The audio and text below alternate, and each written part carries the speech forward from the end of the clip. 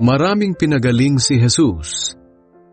Umalis si Jesus sa sambahan ng mga Hudyo at pumunta sa bahay ni Simon. Mataas noon ang lagnat ng biyanang babae ni Simon, kaya nakiusap sila kay Jesus na pagalingin ito. Nilapitan ni Jesus ang may sakit at iniutos na maalis ang lagnat at nawala ito. Noon din ay bumangon ang babae at pinagsilbihan sina Jesus. Nang palubog na ang araw, dinala ng mga tao kay Jesus ang lahat ng may sakit. Sari-sari ang mga sakit nila. Ipinatong ni Jesus ang mga kamay niya sa bawat isa sa kanila at gumaling silang lahat. Pinalabas din niya ang masasamang espiritu mula sa maraming tao. Habang lumalabas ang masasamang espiritu, sumisigaw sila kay Jesus, "Ikaw ang anak ng Diyos!"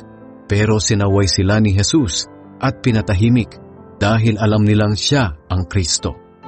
Kinaumagahan, maagang umalis ng bayan si Jesus at pumunta sa isang ilang na lugar. Hinanap siya ng mga tao at nang makita siya ay pinakiusapang huwag munang umalis sa bayan nila.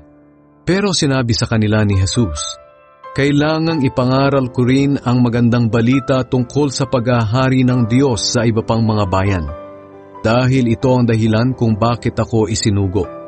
Kaya nagpatuloy siya sa pangangaral sa mga sambahan ng mga Hudyo sa Judea.